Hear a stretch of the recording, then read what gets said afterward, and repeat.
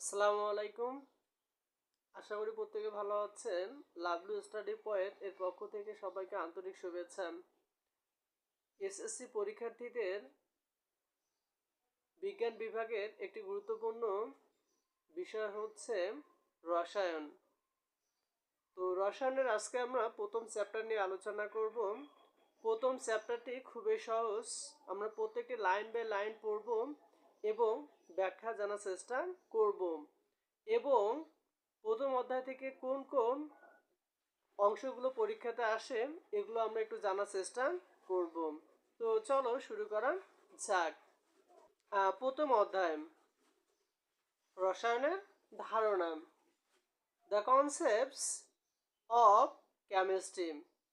তো হচ্ছে আমরা যদি ছবির দিকে তাকাই আমরা এখানে কিছু বিষয় লক্ষ্য করতে পাই যে এখানে কিছু বিক্রিয়া তারা দেখাচ্ছে, যে এখানে কিছু তারা বিক্রিয়া দেখাচ্ছে।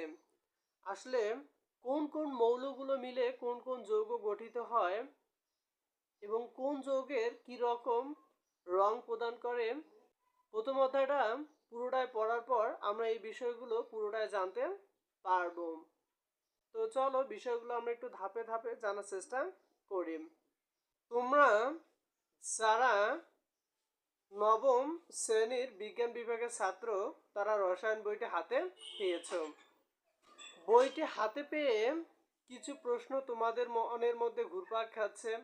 রসায়ন বিষয়টি কি, কেনই বা আমরা রসায়ন পড়ব, অর্থাৎ রসায়ন আমাদের কি কাজে লাগে, রসায়নের সাথে বিজ্ঞানের অন্যান্য শাখার কি কোনো সম্পর্ক আছে, এসব বিষয়ের উত্তর এই অধ্যায়টি পড়লেই আমরা কিন্তু জানতে পারব। রসায়ন পরিচিতি, এটা হচ্ছে ইন্ট্রোডাকশন টু কেমিস্ট্রি। প্রাগৈতিহাসিক যুগে মানুষ কাপড় পরতে জানতো না, ঘর বাড়ি বানাতে জানতো না, এমনকি রান্না করে খেতে জানতো না।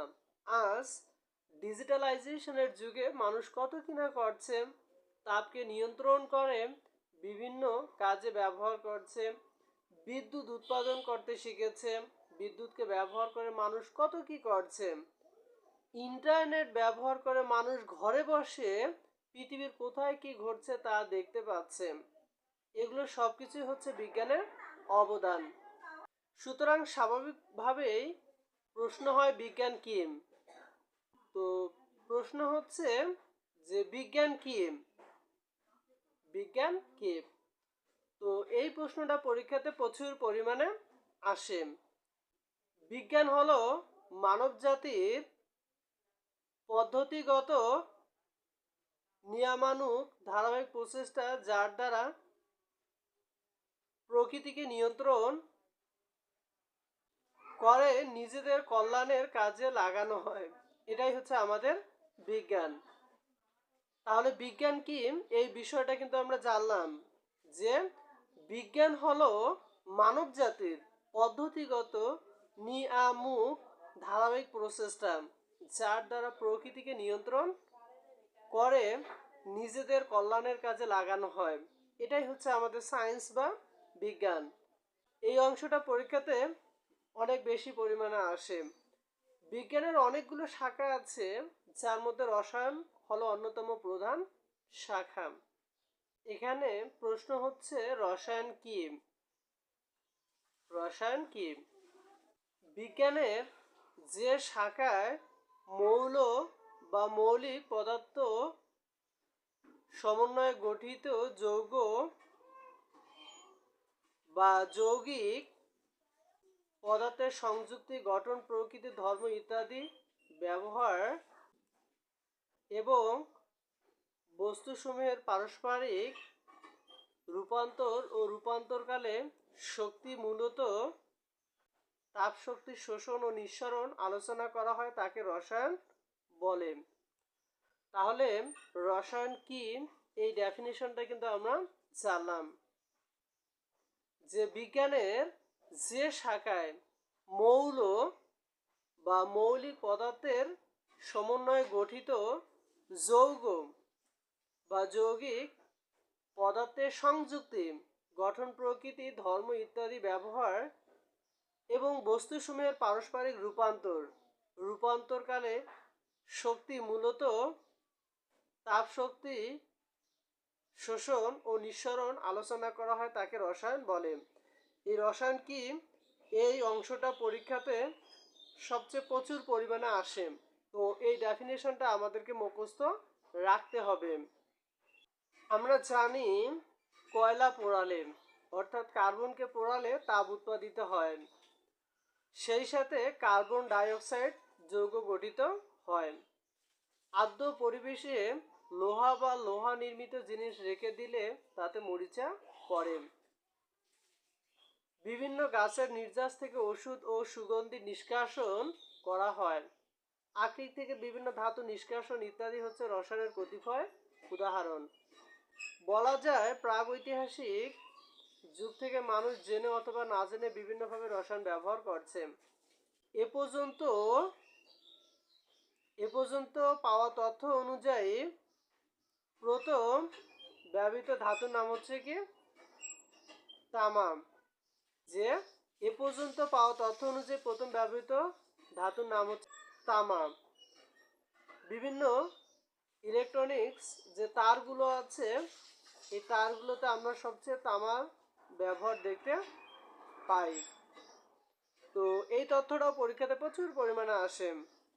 সোনা, রূপা, টিন, লোহা ইত্যাদি ধাতু ব্যবহার করে আছে। তাহলে পাওয়া তথ্য অনুযায়ী প্রথম ব্যবহৃত ধাতুর নাম হচ্ছে কি তামা। এরপর অন্যান্য যে ধাতুগুলোর ব্যবহার করছিল সেটা হচ্ছে সোনা, রূপা, টিন ও লোহা।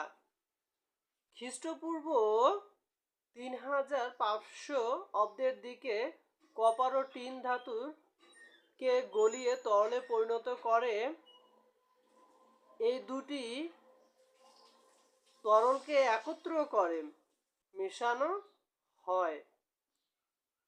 অতঃপর মিশ্রণকে ঠান্ডা করে কঠিন সংকর ধাতুতে পরিণত করা হয়। আর এই সংকর ধাতুর নাম হচ্ছে কি ব্রোঞ্জ। যে হচ্ছে এই তথ্যটাও পরীক্ষাতে প্রচুর পরিমাণে আসে। যে আমরা কি জানলাম যে খ্রিস্টপূর্ব 3500 অব্দের দিকে কপার ও টিন ধাতুকে গলিয়ে তরলে পরিণত করে এই দুটি তরলকে একত্রে মেশানো হয়। অতঃপর মিশ্রণকে ঠান্ডা করে কঠিন সংকর ধাতুতে পরিণত করা হয়। এই সংকর ধাতুর নাম হচ্ছে কি ব্রোঞ্জ। তাহলে পরীক্ষাতে প্রায় আসে যে ব্রোঞ্জ কি, আমরা কিন্তু এই ডেফিনেশনটা জানলাম। এবং এই ব্রোঞ্জ যে সংকর ধাতুটা আছে সাধারণত কোন কোন কোন কোন ধাতু মিলে এটা সাধারণত গঠিত, এটা কিন্তু মনে রাখতে হবে। যে হচ্ছে কপার ও টিন, কপার ও কি টিন, যে কপার ও টিন এই ধাতুর সংমিশ্রণের ফলে যে ধাতুটা তৈরি হয় সেটা হচ্ছে ব্রোঞ্জ, যা একটা উন্নত সংকর ধাতু তৈরি হয়। এ ব্রোঞ্জ দিয়ে মানুষ অস্ত্র তৈরি করত এবং পশু শিকার, কৃষিকাজ, জ্বালানির জন্য কাঠ সংগ্রহ ইত্যাদি প্রয়োজনীয় অনেক কাজ এই অস্ত্রে ব্যবহার করত। এ ব্রোঞ্জ তখনকার মানবজাতির জন্য এক অতি প্রয়োজনীয় পদার্থে পরিণত হয়। ব্রোঞ্জ এর আবিষ্কার মানব সভ্যতাকে অনেক দূর এগিয়ে নিয়ে গেছে। ব্রোঞ্জের মতো মানুষ ইস্পাত সহ অনেকগুলো সংকর ধাতু তৈরি করেছে এবং বিভিন্ন কাজে সেগুলো ব্যবহার করছে। প্রাচীনকালের দার্শনিকেরা পদার্থের গঠন নিয়ে অনেক চিন্তা ভাবনা করেন। খ্রিস্টপূর্ব 380 অব্দের দিকে গ্রিক দার্শনিক ডেমোক্রিটাস বলেন যে প্রত্যেক পদার্থকে অনাবর্ত ভাঙতে থাকলে শেষ পর্যায়ে এমন এক ক্ষুদ্র কণা পাওয়া যাবে যাকে আর ভাঙা যায় না। তিনি এর নাম দেন অ্যাটম, অর্থ ইনডিভিজিবল, যার অর্থ হচ্ছে অবিভাজ্য। একই সময় ভারতীয় দার্শনিক কোনাডা অণুর ধারণা প্রকাশ করেছিলেন, যা অ্যাটমের ধারণা অনুযায়ী। কিন্তু এই ধারণাগুলো কোনো পরীক্ষামূলক ভিত্তি ছিল না। আমরা সাধারণত জানি যে সায়েন্স বা বিজ্ঞান হচ্ছে পরীক্ষামূলক বিষয়ে বিশ্বাসী। এছাড়া দার্শনিক অ্যারিস্টটল এ ধারণার বিরোধিতা করে। তখন অ্যারিস্টটল সহ অন্য দার্শনিকেরা মনে করতেন সকল পদার্থ মাটি, আগুন, তারপর হচ্ছে পানি, বাতাস মিলে তৈরি। ফলে অ্যাটমের ধারণা অনেক দিন পর্যন্ত মানুষ গ্রহণ করেনি।